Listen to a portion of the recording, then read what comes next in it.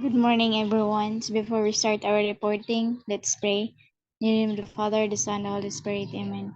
Lord, thank you for another day that you given to us. Thank you for the blessing that you showered upon us. I hope marami kami matutunan sa lesson namin ngayon, Lord. I hope you will guide us, Lord. Amen. So again, good morning. So let's start our reporting. Today we will tackle about differentiating performance tasks for diverse learners. But before that, may I read to you our objectives this morning. Una, understand differentiated performance tests for diverse learners and scoring rubrics. Second, apply the knowledge by developing their own performance tests and associated rubrics. So what is performance task? Performance task is a sign or activity that requires students to demonstrate their understanding of a concept or topic by producing a tangible outcome. It is a type of assessment that requires students to apply their knowledge, skills, abilities to complete a task or projects. They are designed to measure students' understanding and provide evidence. So one of the example of performance task is problem solving, creativity, reasoning, higher order thinking skills. A performance task is any learning activity or assessment that asks students to perform in order to demonstrate their knowledge, understanding, and skills toward a specific task. So let's discuss about the 7 characteristics of performance tasks. First, they involve the application of knowledge and skills to solve a problem or complete a task. It employs knowledge to perform and produce a measurable and result or performance that demonstrate knowledge and ability. So a performance task should involve solving problems to demonstrate the knowledge of the students to show their abilities in solving problems and critical thinking abilities. Second, they establish novel and authentic context for performance. It provides students with manageable limitations and restrictions, and to provide a good product or performance, students must take into account their audience, aims, challenges, and available options. So, a performance task should be limited time, rubrics should be follow for them to be guided and to have a good performance in that particular task given. So, number 3, they provide evidence of understanding via transfers. When pupils can apply their knowledge to unfamiliar and messy settings, they have demonstrated understanding. So, performance tasks, it should be complex for them to apply their knowledge because the more complex tasks, the more they acquire or gain understandings about specific areas. 4, they are typically open-ended and require creative thinking. At open learning new things, there are numerous approaches to completing a task. Several strategies to the task will still fulfill the success of criteria. So, performance task ensures that it will give the students new learning experiences or skills to be able them to learn new things and provide different ways to complete the given task. Next, they are multifaceted. It involves tips and thus can be used to assess several standards or outcomes. As a future educators, we should provide a set or standard and outcomes with particular tasks to assist the students' learning and progress. They may be able to accomplish the task properly. 6, they can integrate two or more subjects as well as 21st century skills. Give students a way to combine two or more disciplines and weave in the four 21st century skills of cooperation, communication, and creativity, and promote the idea that meaningful learning is integrated rather than discrete among pupils. So performance tasks should not focus in one subject, make it sure that it connects or involves in other subjects too. Not just focus in one aspect, but it revolves in many aspects in many learning so that they can knowledgeable in more areas. 7. Next.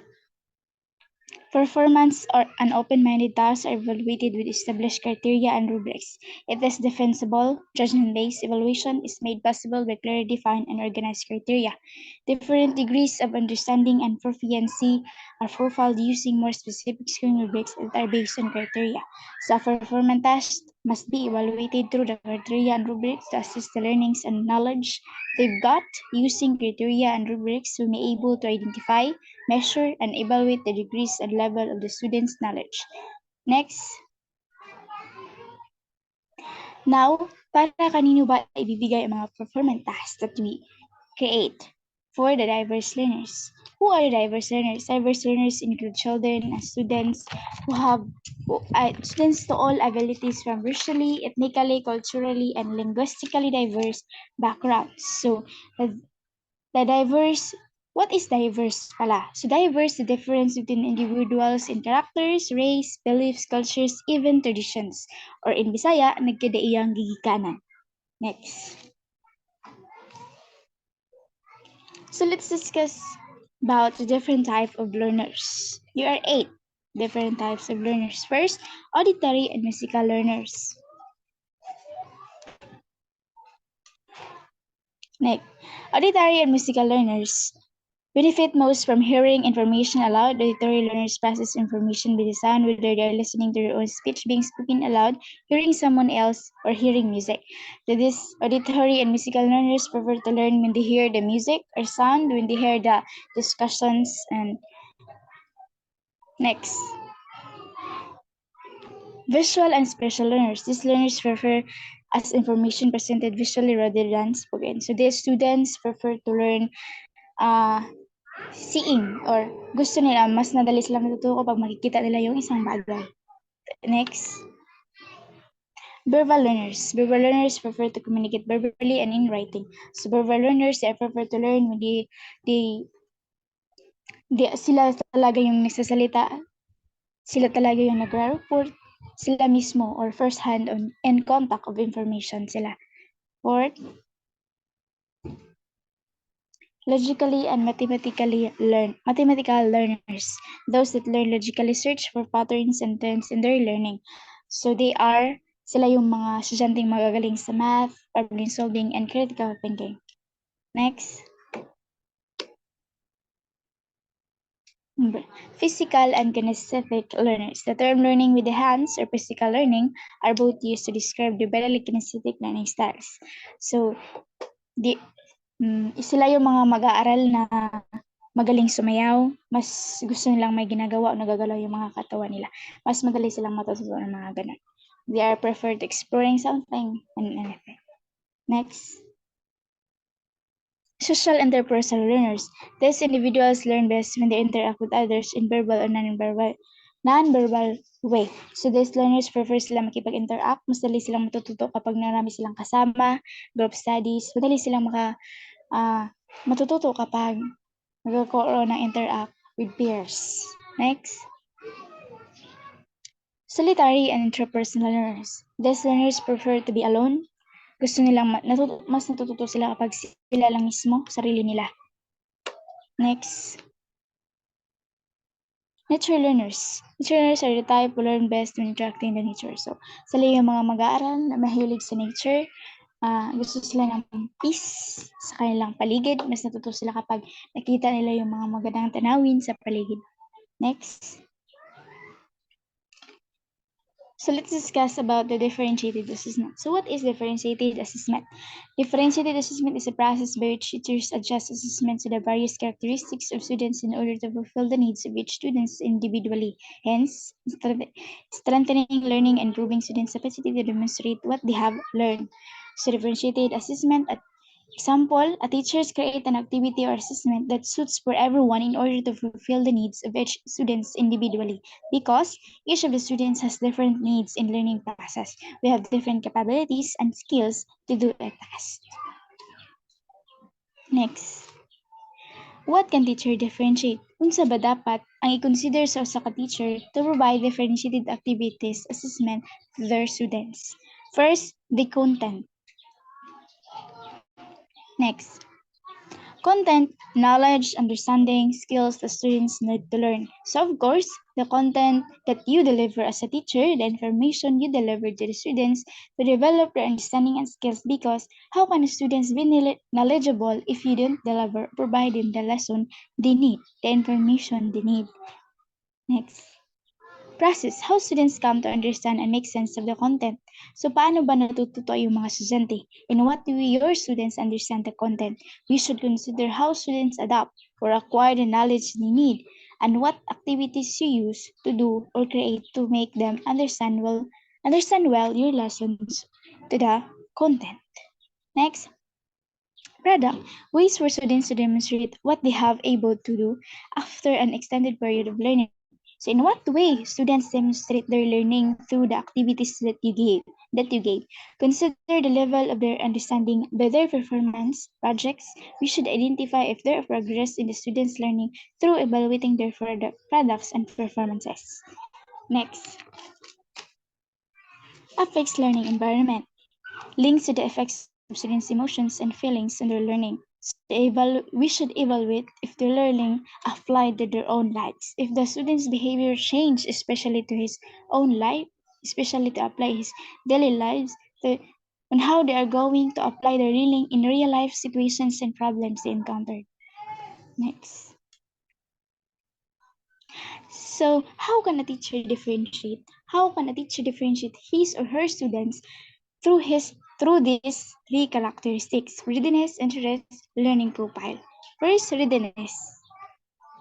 Readiness, students' level of familiarity with the specified knowledge, understandings, and skills. So, of course, students has already background knowledge about the lesson that you gave, or they are already familiar with the topic that you presented. So, the process next. How can we develop their readiness? First, the process: create flexible groups with various skills levels. As a teacher, you should group your students with various skills of different classmates. The product aligned to the skills. You should give them a performance task that align to their skills to have a good product. Is a goal to make work a little too challenging for students at a specific stage in their progress. So, as a teacher, you should provide complex tasks to challenge their knowledge that leads them to progress. Next. Next is interest. Why should we develop interest? What is interest? Engage the attention, curiosity, and involvement of a student. Of course, a teacher, we should target their curiosity of students, let them engage in various activities that develop their knowledge. Next, process. What is the process of interest? How can you develop their interest? Allow students specialize in their area of interest. Allow students explore or develop their interest. The product, let them create tasks that align with their interests and can develop their interest. The goals is help students engage new information, understanding skills by making connections with things they already find appealing, intriguing, relevant, and worthwhile. So we should help our students engage new informations that connects that they are already learned. So next, learning profile. So learning profile, a preference for taking in, exploring, expressing content. So a teacher should include also on how the students can explore with the learning and how to express it, how to express the content by the important factors of individuals, which is gender, cultures, learning styles, and intelligence preference of the students. Next. So three cautions in differentiating performance tasks. First, always bear in mind that the goal is to promote meaningful, authentic learning. So as a future educator, don't forget that our purpose is to promote our goals, promote meaningful and authentic learning to our students. Next is the performance task must be worthwhile in terms of both time and effort. We should provide a performance task that is worthy to our time and effort of your students and your time as teachers. Next is one must take accessibility into account. So next, the differentiated instruction techniques to reach every student will be discussed by Ms. Tanlay. Okay, we have 8 different instruction techniques to reach diverse learners.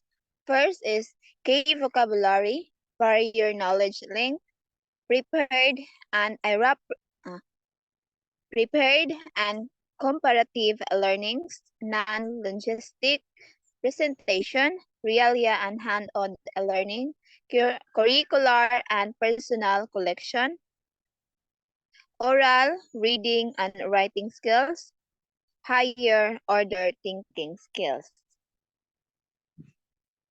First is K vocabulary. K vocabulary is educator work with student to help them identify, recognize, develop, and use a new terminology. Consider matching types matching K vocabulary with one of the other differentiated instruction techniques below to engage all your students. Create a memory match game to learn and review K vocabulary terms. Prior knowledge links. This technique taps into a student prior experience and knowledge. Have students interview each other to learn about their own individual experience in, in reference to a certain topics. You can also address a pointed questions to the entire groups, such as, have you ever visited the forest? What was it like? And did you like it?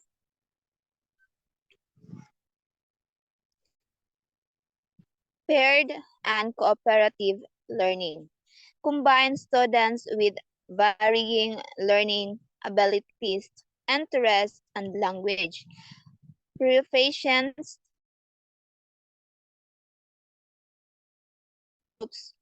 of two or more to provide pair support throughout a lesson. Non-linguistic representation. It helps students learn using modalities other than the printed words, such as singing, role-playing, sketching, taking photographies, and many more. Realia and hand-on learning. This is provide students with tangible objects to illustrate what is being discussed and get students to participate through the use or creation of materials to engage multiple learning modalities.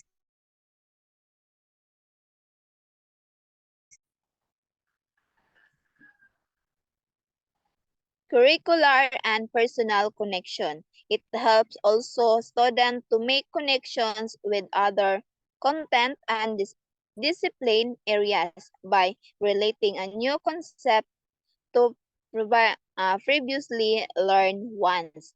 This can be accomplished using a group questioning, hand-on or realia, or a more formal assessment.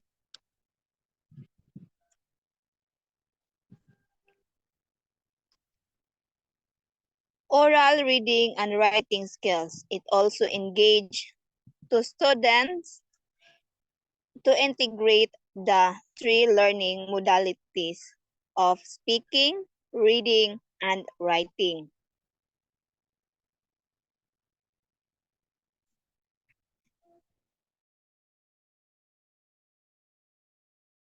Learners. It's an important part of modern teaching. It involves creating work that meets the needs of different types of learners while still challenging them to reach their highest potential. It's essential for helping all students reach their educational goals.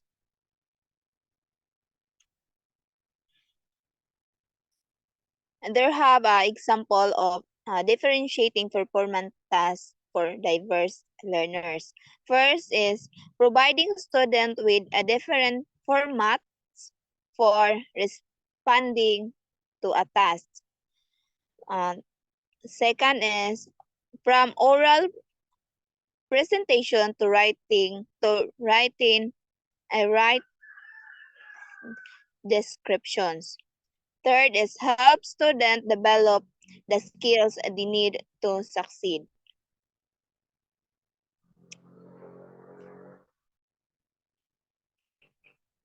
Teachers can differentiate performance tasks for diverse learners in many ways. Same ways with multiple modalities for instruction, provide a different level of support during the task, and providing scaffolding with hand questions, and providing a real-time feedback.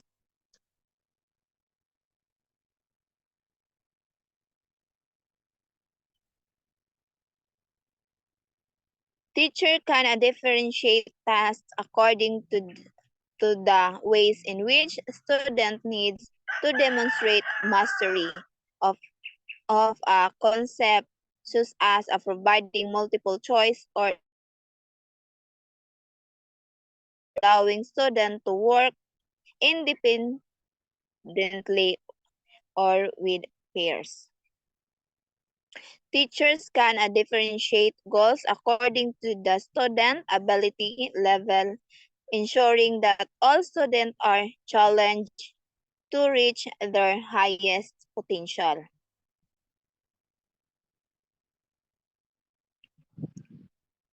Goals, role, audience, situation, product, and standard. First is setting goals. Teacher can establish different goals for each student, tailored to their individual level of academic ability and needs.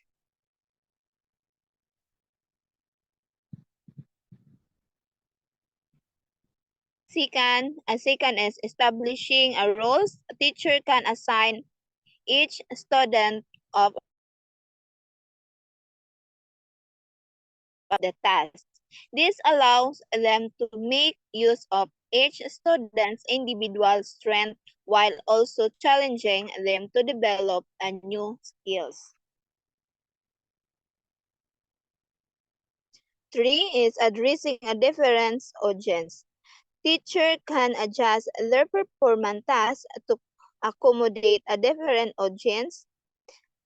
This can include providing a different level of complexity for more advanced or struggling learners, as well as making a change to accommodate cultural or language differences.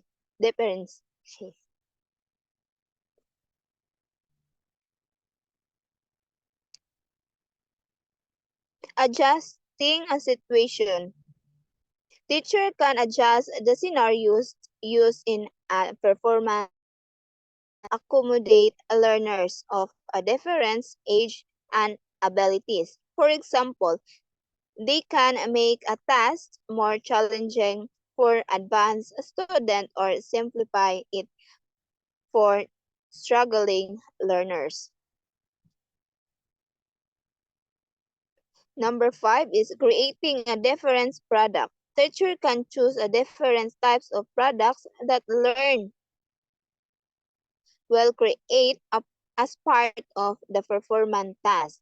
They can include anything from writing papers to art project, allowing teacher to tailor the task to the interested or strength of their diverse learners. Number 6 is developing standards. Teacher can also develop a different standards of excellence for each student based on their individual level of ability and needs. This helps ensure that each student is expected to demonstrate mastery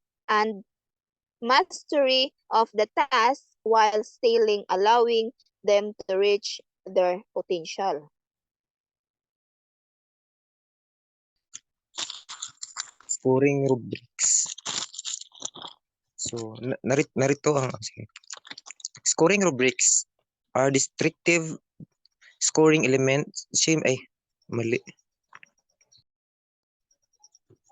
Scoring rubrics are descriptive scoring schemes that are developed by the teachers are or other evaluators to guide the analysis of the products or process of students' efforts.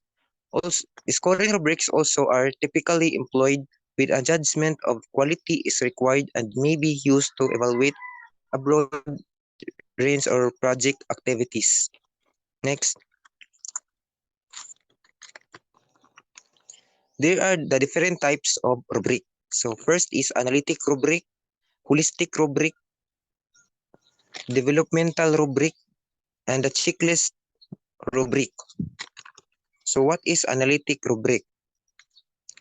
Analytic rubric, it is provides separate scores for specific components to be measured. Then, analytic rubric also, a student's work is evaluated by using its criterion separately, thus providing specific feedback about a student's performance along several dimensions. Next, this is the one example of analytic rubric research.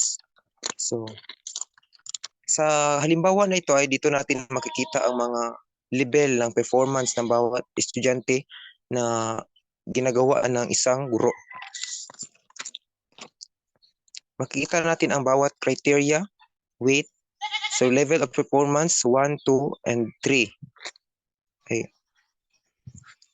So sa criteria, makita natin ang number of sources, historical accuracy, organization, bibliography na may weight na by times 1, times 3, times 1, times 1. So, next. So, holistic rubric. A holistic rubric is assigns a level of performance by assessing performance across multiple criteria as a whole. Holistic rubric also does not list separate levels of performance for each criterion.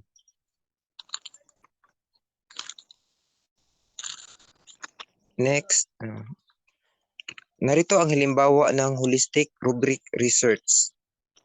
Una ay ang pinakamalaking punto ay ang 3 excellent researchers. Sunod naman ay ang good researcher. Ang pinakamaliit naman ay ang poor researcher. So, next.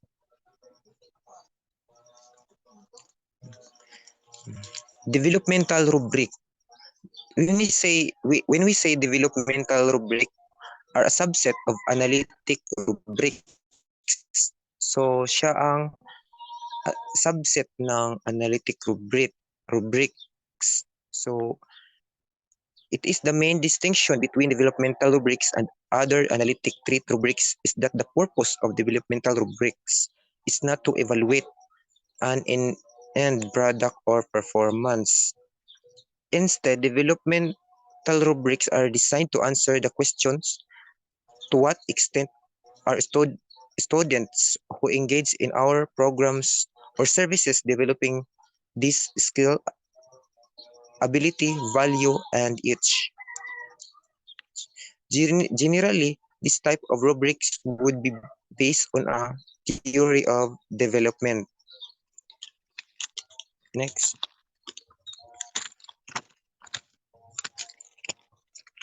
So, dito natin makita ang dito natin makita ang isang halimbawa ng developmental rubric. So, na may intercalatory maturity. Nandyan din ang domain. When we say domain is when we say domain ay ang initial level of development 1, intermediate level of development 2, mature level of development 3. Cognitive naman niya ng initial level of development 1 is assume knowledge is certain and categorizes knowledge claims as right or wrong, is native about different cultural practices and values, resist challenges to one's beliefs and so nandito naman ang intermediate level of development number 2 with ang kanyang cognitive, evolving awareness and acceptance of uncertainty and multiple choice and multiple perspectives, ability to shift from accepting authorities' knowledge claims to personal process. Cognitive naman ang mature level of development number 3, ability to consciously shift perspectives and behaviors into an alternative cultural worldview and to use multiple cultural frames. Next.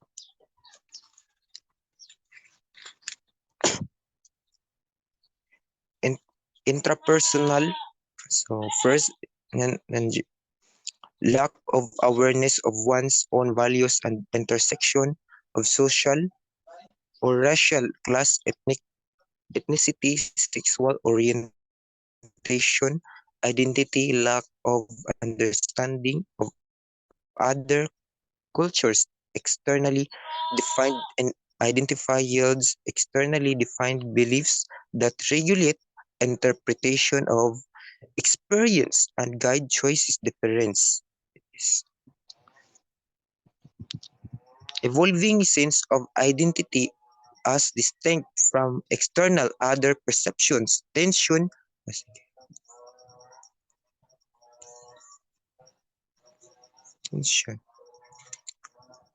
between external and internal definitions prompts self-exploration of values, racial identity beliefs, immersion on culture recognizes legitimacy of other cultures. Domain number 3, capacity to create internal self that openly engages challenges to one's views and beliefs and categories, identities, genders. Next na.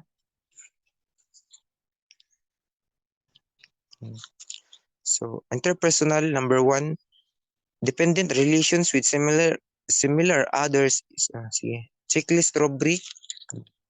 When we say checklist rubric are a distinct type of rubric where there are only 2 performance levels possible.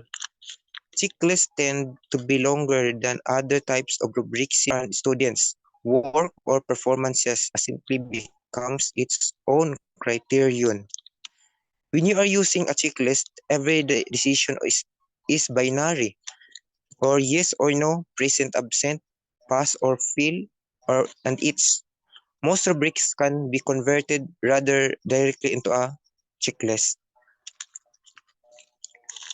Next.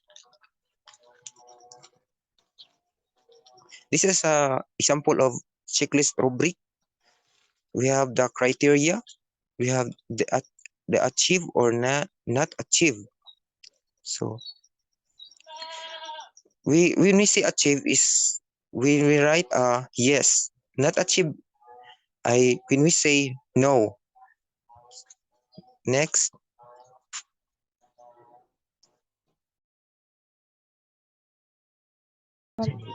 Components of rubrics. So mayroon tayong tatlong component of rubrics.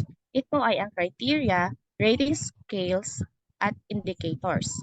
Criteria describe the elements of the student work or product. Ang criteria ito ay tumutukoy ng mga elemento na kailangan gawin ng mga estudyante. Rating scales identifies levels of performance.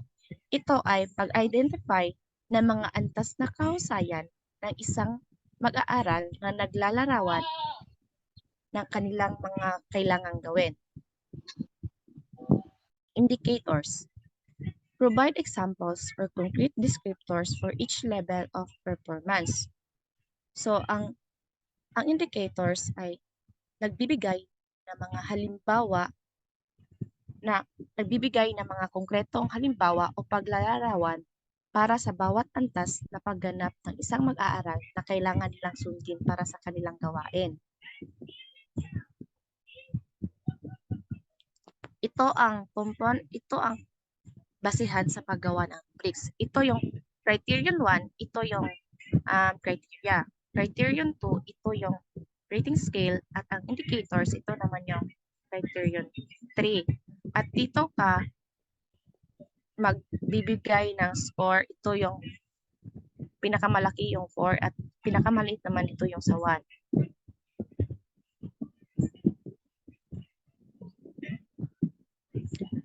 Steps in developing rubrics. Identify the learning outcomes and the performance tasks to be evaluated. Kailangan mong matukoy ang layunin na iyong ibibigay sa estudyante para ma-evaluate mo ito ng maayos. Identify the quality, the attributes, or indicators of the performance task. So, kailangan mo ring ma-identify ang quality at kahusayan ng performance ng isang mag-aaral. Determine measure criteria. So, kailangan mo ring matukoy ang pagbigay ng iyong puntos na kabilang sa criteria. Determine the benchmark and points values. So, kailangan mo ring ma-determine ang iyong puntos na ibibigay sa iyong mag-aaral dahil hindi naman 1 to 50, hindi ka naman pwedeng magbibigay ng 40 kung ang performance ng iyong pag-aaral ay hindi naman kagandahan. At hindi ka naman pwedeng magbigay ng 20 kung ang performance ng iyong pag-aaral ay maganda. So, kailangan mo i-determine ang points na ibibigay mo sa kanila. Write the benchmark or performance task description for each criterion. Para sa bawat criteria na kailangan mong magbigay ng mga detalye kung ano ang dapat gawin o maipakita na mag-aaral para matugunan ang bawat criteria. So, kailangan mong magbigay ng mga halimbawa para dito, para hindi sila malito.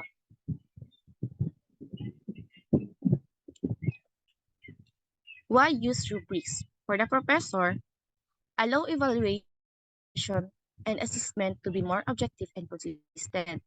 Help focus to clarify his/her criteria in specific terms. Provide useful feedback regarding the effectiveness of the instruction. Provide benchmark against which to measure and document progress.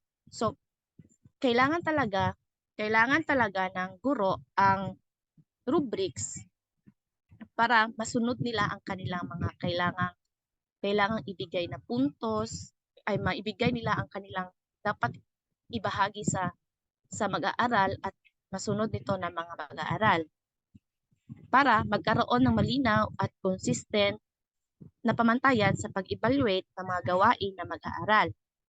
Magbibigay din ito ng patas na pagtingin sa mga mag-aaral at maiwasan ang pagkaroon ng bias o bias sa pag-evaluate.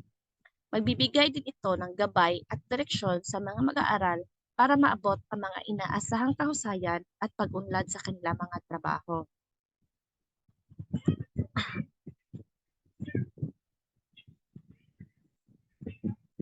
Why use rubrics for students? Help them define quality. Promote students' awareness about the criteria to use in assessing performance. Help students judge and revise their own work before handing in their assignments.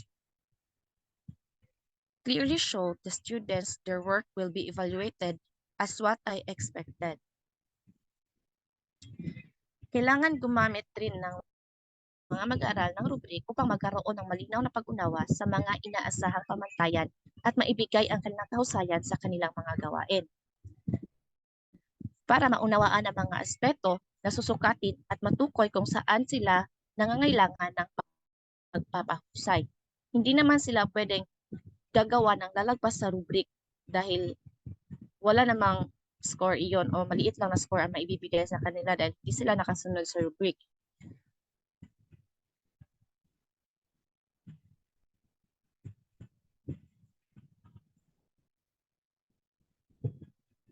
When to use rubrics? On performance-based tasks, kagaya ng extended response items, projects, presentation, at portfolio.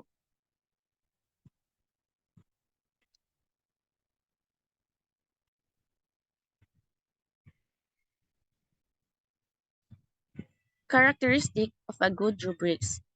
Well-defined. Clearly describe the expected level of student performance for each criterion and rubric. Avoid general evaluative words. Use specific objective terms. Basic vocabulary chooses incorrect formula. So, kailangan mong i-define ng maayos ang iyong gustong ibigay sa mag-aaral. Hindi ka pwedeng kapag makita mo ang kanilang performance, hindi ka pwedeng magsalita ng poor, excellent, ganon. Kailangan mong i-specific na may kulang ka sa ganito, hindi maayos ang pagkakaano mo. So, ganyan ang dapat mong ibigay na feedback sa kanila. Context specific. Describe what teachers expect from students for a given performance or work product on a particular subject domain. So, maon ni siya katong.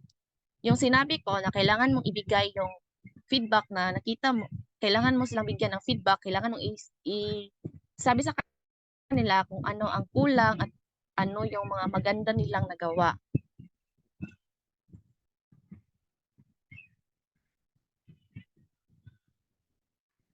Using rubrics with students. Explain what the test will emphasize. Emphasis and expectation will be delineated in assessment. Inform student how the assessment will be scored. So ito, kailangan mo talagang isabi sa mga estudyante mo kung paano magbibigay ng score ang iyong guro sa iyo.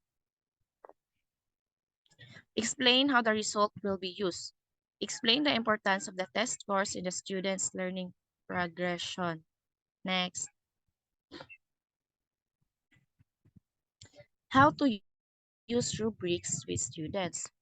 Make sure the wording of the rubrics is understandable to students. Simplify wording for lower grades. So, sa mga elementary, kailangan mo talaga magbigay ng mga madaling maintindihan ng mga salita. Hindi yung mga pasikot-sikot pa dahil yung mga elementary, alam naman natin na hindi sila kagalingan sa pag-iisip dahil elementary pa nga sila. Sa high school naman, nakakaintindi naman sila. So, ikaw na bahala sa pagbigay ng rubrics basta yung maintindihan lang talaga. Inform students how the assessment will be scored. So, kailangan mo works best with the holistic rubrics or with a combined version of analytic. Provide rubrics to students in advance of the administration of the assessment. Alternatively, students can be provided with a general rubric and a small number of papers. Students can score the papers in a small groups. Groups are required to come to consensus on the grade to be assigned. Next.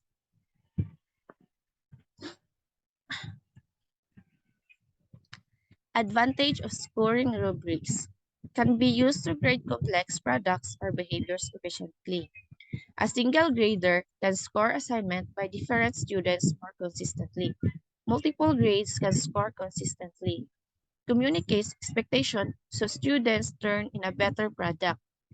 Make rationally for score transparent, reduces arguments over grades. So ang advantage ng scoring rubric ay nagbibigay ng malinaw at tiyak na pamantayan para sa pag-evaluate ng mga gawain. Ito ay nagbibigay ng kahulugan at direksyon sa mga evaluators kung ano ang inaasahan sa mga mag-aaral at kung paano ito susukatin. Nagbibigay ito ng objektibong pagtingin sa mga performance. Ang advantage ng scoring rubric ay nag-aalis ng mga personal na bias sa pag-evaluate dito at ito ay nakabatay sa mga tiyak na kriteriya at pamantayan. Nagbibigay din ito ng feedback at gabay sa mga mag-aaral sa pamamagitan ng scoring rubric. Ang mag-aaral ay nakukuha ng malinaw na impormasyon kung saan sila nangangailangan ng pagpapahusay at kung paano nila maaaring mapabuti ang kanilang mga performance.